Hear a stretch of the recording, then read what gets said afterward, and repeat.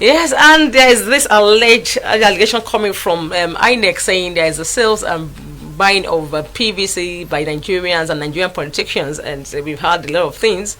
And like is saying that Nigerians should be careful, they should be warned, they should stop the buying and selling of PVC. And if this is coming to us, we have some few months to our general elections. Of what significance would that be to our general elections? It's going to affect the credibility, though it's still an allegation. We've not really gotten concrete evidence, but behind every rumor there's always an element of truth. And politicians, we expect that they will do this. Are you saying it's a normal thing? It's not a normal thing.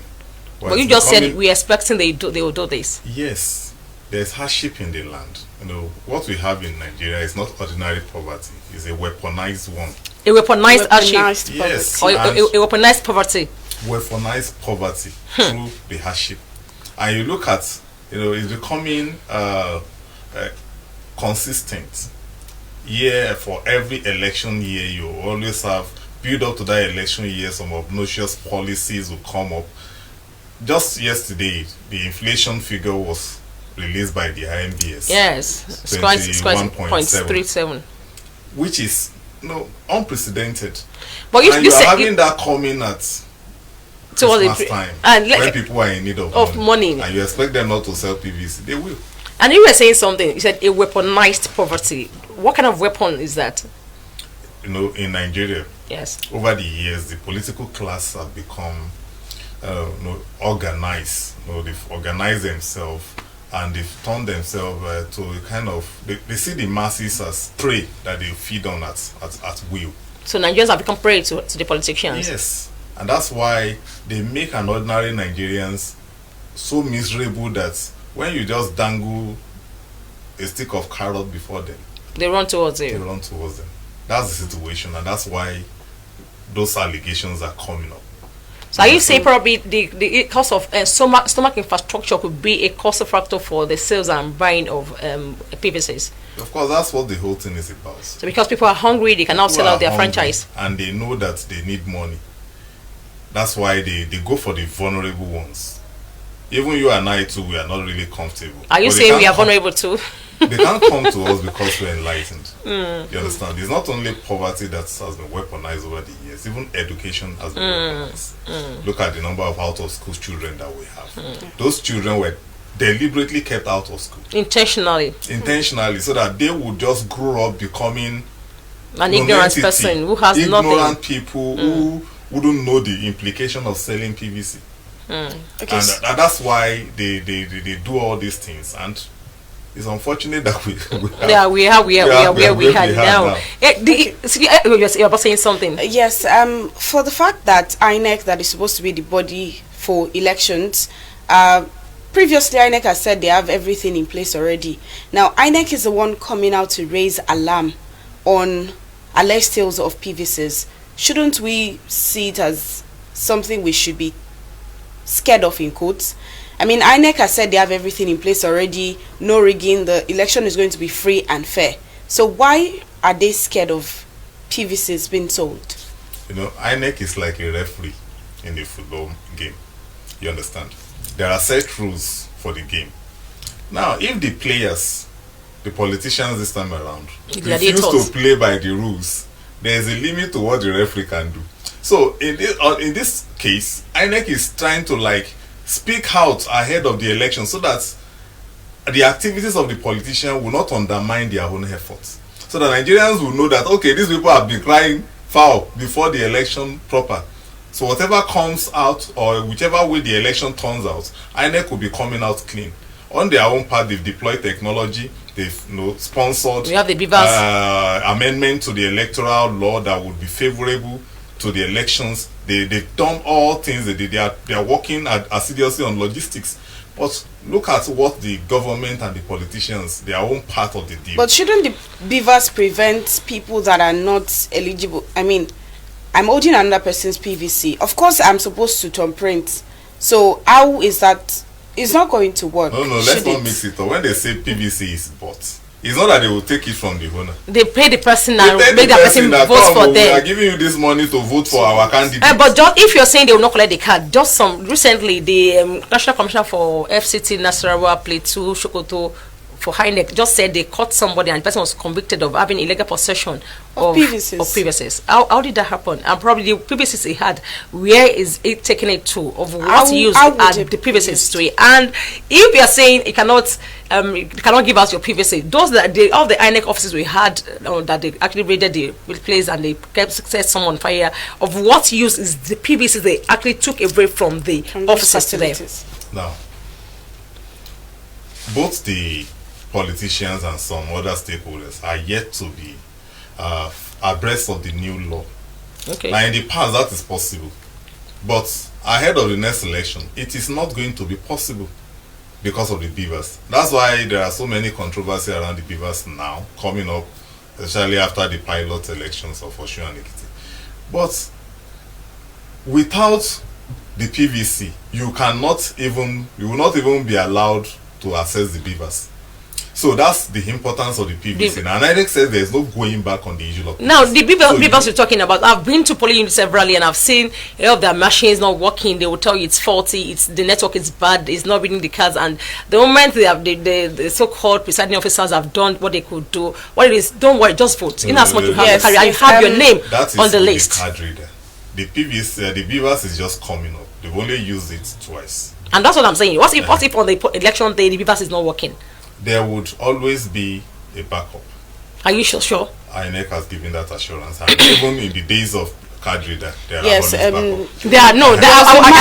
I don't want to take to that. The backup is once you find your name on the registered list and you have I'm talking about the card reader itself. For that particular, and that's what I'm saying. Saying there are always. Are you sure there are backups in all our polling units? When there's a voter is having problem and others are not having. So for that voter not to be disenfranchised, that is why that incident form option is there. But for now, there's nothing like that because the beavers can work with thumbprints and it can also take your photograph. So either way, if your face cannot be scanned, except of course, your thumbprint would work. So there is no, it's an improvement on the card reader. That's why they are doing away with the card reader. No. So the beavers is an improvement, and of course they've used it in about 3 elections, and it actually worked. And of course we but didn't no, get do you remember that was not a general election. It wasn't a general election. It's going to be the same process. I pray so. It's going to be the same process. Where we be afraid of is maybe if it's malfunction, but we didn't have much case of malfunctioning or beavers malfunctioning at this election. The only backlash we seem to be having is the beavers reports, which INEC has defended that come. They actually use 2 for some of these polling units. And of course, it cannot be the data in one cannot be added to the other, so they have to prepare separate reports for each of them. So that's the excuse, but it's not like the beavers is not working at all. Okay. Or some people now, cannot vote. I'm thinking that if INEC as a body knows their major role is to make sure they have a free and fair election across the country. Yeah. Are they not supposed to probably go on an awareness program, sensitize people on the importance of their PVCs and the consequences that might come after you might have decided to sell out your voter's card, your PVC? Because of course, we all know in the Electoral Act that selling your PVC it's an offense. It's a criminal offense. Yeah. That if you sell out your PVC, this is all up to. Are they not supposed to probably do some programs or organize some seminars, some symposiums, or probably some awareness creation to make people know that you are not supposed to sell out your PVC? You do this, you probably go to jail. Not just people outside, even people in the rural areas. Without sounding like a spokesperson to INEC.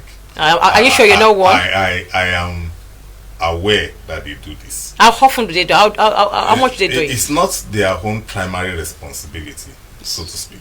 It is the job of the political parties. They are part of their own responsibility to create. Well, where does NOAA comes in here? Where INEC comes in is to meet the political party. These are the updates coming up with the set rules. So go tell your people that this and this and this are no longer applicable. These are the new ways which we are going to. So from there, and INEC have held stakeholders meeting with political parties serially at Abuja, even across the 36 levels. states of the federation. You understand? Now, NOA is an independent body. It's not responsible to INEC. It is the executive arm of government that will give the NOA that responsibility, to do which that. I'm sure they've also been doing that. And of course, the information outfit of the government. You watch the government's media houses, you see jingles, advertorials on all these guidelines. Even some civil society organizations are also running awareness programs, even on the internet. Now, you were talking about weaponized poverty in the country. Part of what will make us come out of the weaponized poverty is when we have a good governance. Definitely. And the medium through which good governance are coming is having the right leadership, and that will happen through the election, voting in the right person who has the interest of the people at heart. If by now INEC is saying there is sales and buying of voters card, what then is our fate come 2023? Are we not going to be in a more complex situation than what we have now? Well, the people are also contributing to this. How? I'm not talking about the people in the villages. Those ones are vulnerable. But those in the cities that are not vulnerable, like me and you, they constitute the most percentage of the apathy that we have at every election. In Why what way? should this be? They will not go out to vote. yeah, of course, a lot of them will stay by. When you see at an home. headlight coming out, he has vested interest in that election. Not that he really actually wanted to vote because it's a civic right. That's what goes about. That's what goes around. You But understand? sometimes And it's for fear. It's a big issue. They will prefer to sit in the comfort of their sitting room, monitor the election process. We can't blame you and I. We are on duty. You understand? Because by virtue of maybe the law could be amended in a way that we can also cast our vote before. No, if there is what we call e-voting, we can we can work on e-voting, e-voting, because there is no the way future, not now. there is no way a medical doctor, a journalist, a media practitioner want to leave no, their it's not primary possible. As a president, assignment. you might be on the road. That's the future, not now. So it means we are part of the elites who are supposed to vote, but our job will not allow us to do that. So probably we are being removed. But when you look at our own percentage, we are still not that much compared to those who are not going to be on essential duties. And they'll just be at home. They'll fill their generator. I don't want those political talk to come and molest. Now, have they come to your house? coming to that, what you just said, it means for us to have a free and fair election, government has to work seriously on our insecurity level in the country. Because if we are saying you don't want to be molested, and I've seen it happen, I've been at the polling unit to actually observe the election. I've seen people being molested, being assaulted, being harassed. So it means for us to have a free and fair election, something has to be done about our insecurity. Are you saying insecurity is not part of a factor why some of the so-called elites are not going outside to vote? Our political behavior will need to improve. That is what will help the security situation. Now, in an attempt to combat insecurity, government will deploy soldiers. Civil society organization, the lawyers will say no, you cannot militarize election. At the end of the day, that will give room for the political office holders, the politicians that want to carry out their mischiefs, to deploy their thoughts, because they know the officers that will be at the polling unit must not be harmed. And they will come with weapons, shoot sporadically in the air, disperse the crowd, and pick up the ballot box. You understand? Before the election is counted. Now, for information, let me help INEC here now. Okay. The new law says any polling unit where such happens, the result of that place will be cancelled. That means your effort will be futile. So it's better you go mobilize like a civil people and let them go and vote normally. And whatever comes out of it, you accept it. That's what the new law. That's why this new electoral act is a welcome development. Now, if we have a very good electoral act, and we think it's a good one, it's a positive one. Now we have poverty in the land. Yeah. There is hunger. There's some years ago, the last election we had, I was at a particular polling unit. I saw some so-called party agents came with snacks and drink. And the moment they gave people that snacks and drink, they actually voted for them. It's as bad as that. And the 4 years ago that I was speaking, it wasn't as bad as this. So if as a person, the last time you took a carbonated drink was probably next 3-5 months ago, and somebody is offering you that, and you just say, "Well, and it's cold. It's cold. It's very chilled." So are we? Is it not that between now and February when we have a general election, something has to be done concerning the price of food and concerning poverty and probably hunger in the land? Well, that is the responsibility of the government. How Asking me, I don't really think much can be achieved because Nigerians within that time frame, we have our own rules that we play. In civilized society, people get items at discounted rates during festive period. But what happens in Nigeria is a hike, an increase. That is the time to make excess profits, and that is not government, and it's coming from us, individuals. You understand? And it has become a norm. That's why you see all the rush, the Christmas rush going about. Even the transport operators would also jack up the price for no reason. Yeah, what happened? So are you saying we are the factor or the creator of our problems? We create all these things by ourselves. By trying to take an average Nigerian always look for opportunity to exploit the fellow Nigerians, and that is a huge problem. Where government can come in, which they can, why I say they can't do much, is to have maybe a commodity regulatory agency across the whole country. That will, yes, be a standard government agency that will fix prices. We can't do that to fuel. Are you so sure we'll do that to consumables? Because fuel has this inelastic nature. No matter the price, people must buy. And there are other factors that are encouraging that. Because there is absence of power. Electricity power. You understand? And of course, the state of our roads are not in good shape. The only reliable means of transport that we even have is the road transport. The rail network are not there. Hair is expensive. You understand? When we have all these things in place, especially the rail, which would always be cheaper anywhere in the world, there will be limited pressure on the road transport, and that will put a check to the limit of exploitation that the demand for. You understand? So that's when all those things are in place. Those of us that buy petrol to fuel generator in the house are more than those who buy it to fuel their vehicles. Can you imagine? So when we have power, we will not need to go buy. So that will bring about reduction in the demand for that product, and that automatically would stabilize the price. But when you have this situation, that would always happen. So that's why I said there are so many factors surrounding the so you're just saying that as an individual, as a Nigerian, we should work on ourselves first before talking about what the government will do. No government can succeed without the cooperation of the people.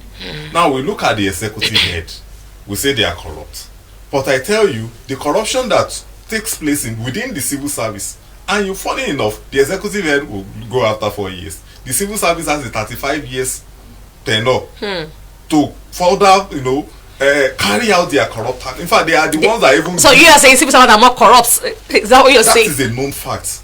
They too themselves know. Go and ask an average retired, maybe somebody that retired at the level of HOD. He would have seen these things happened. What happens? Year in, year out, money will be budgeted for ministries and departments. The money will not be spent.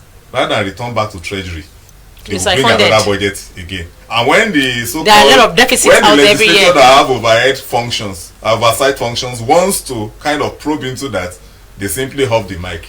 Wow. And give them their own cuts. So it means corruption is like trying to make all governmental money becomes a national cake. You want to have a bite, I also want to have a bite. So what's your take on that? Well, I think the government also has more to do on this too, in terms of regulating all of this. And this particular National Assembly, I think they've been able to do well in terms of budget, call them to order, ask questions, unlike previously. I don't know if I'm wrong, but now they have more time to account for what they spend and how they'll go about it, which I think it's a welcome development. Well, we can't give them full pass mark because if you're doing the rating, they are quick at passing the budgets. But all the panel of inquiries that they've set up at that body, which of them have been successful? They've been offering the mic. Where do you think the phrase of the mic came from? It's from them. So and even it's in Nigeria that we have this budget padding where you have budget becomes a baby where you have to pad it up to cover up some things and probably include some things. All in all, as an individual, at the moment of age, you're 18 years and above, you're supposed to vote. And if you're supposed to vote and some weaponized poverty, it's actually making you sell out your franchise. You're disenfranchising yourself, send out your PVC to somebody else, is it going to create a short-term effect or a long-term effect? I mean, are we going to just feel the pain within the first 4 years, or probably it might go on and on? Once you sell your vote, if that vote you sold contributes to bringing up a bad leader or board, it's going to be 4 years. But what we need to look at is that is already established. Now, those in the city centers need to really be encouraged. There are a lot of young adults that reside within the metropolis that play football on the road during elections. They can't go to the major road. Those group of guys are the ones that need to be mobilized to counter what is coming from the villages. So understand? After all, the population in the cities are always more than that of the villages. So how do you instill that? How do you bring in people that are not willing to do what they're supposed to do? That is what we are doing now. Yeah, you're sensitizing them. We're sensitizing them. You understand? Now, civil society group need to go to where they are to further continue the sensitization. Of course, we all know their address on the social media. We continue from there, get them involved. How many of them are we sure participate in the voter registration exercise? Mr. Sumbo Badejoko, on a parting shot, what's your word? What are your words, or what's your word or statement you want to give to Nigerians over the sales and the buying of PVC and their franchise? I don't know. They should just know that selling votes is a crime. Selling of your PVC is a crime. Yeah, it's tantamount to selling your vote. Okay. So it's a crime, and if you are caught in the act, the people that are giving you money will not be able to rescue you because they even have connection to go and escape the punishment, but you will not, because you are poor and you don't have any money to employ the service of a senior advocate that will sit for you or fight for you at the court of law. You at the court of law. So it's better you don't even do this. It's better not to vote at all than to go sell the vote. And I will even not advise you not to vote. It is your civic responsibility. You must exercise it. And to those boys that think they are not interested in what goes on in the government, you should be interested. There are the reasons why if you are a graduate and you don't have a job is because there are bad government in place. If you put good government there, the moment you are graduating, a job is waiting for you. You need to see it from that light, and also exercise your civic responsibility. Can I ask you this question? Do you have your PVC with you right already? I have it at home. I don't carry it about. No. Have you collected? That's what I mean. Have you collected yours? No, I am not a new registrar. I'm registered. I'm one of the pioneer people. Wow, yeah, definitely. You're actually a good citizen. You're a good Nigerian. And on that, we would say a very big thank you to you, Mr. Sumbo Badejoko. Thanks for being with us. Thanks for gracing our invitation. And Tolu Aleke Ali is with me. You know, definitely as a Nigerian, you should do the needful by actually making sure you have your PVC and you do not sell it out. Also, because it makes you a criminal when you sell it out. It also makes you give rooms to some bad leaders who now assume the office and probably give us or create more problems to the existing ones we have already. We have insecurity. And also, as a youth, please ensure that you are not used as a thug during election to ensure that we all eschew violence. It's very, very important. Violence will not take us anywhere. Oh, definitely. Eventually. Yeah. So, I'm not passing short. I would tell you as a person, I'm a Nigerian. I know as a good and a normal Nigerian, I have to be loyal to myself and to the country. I would say this: make sure you do whatever it is that your conscience will tell you is the right thing.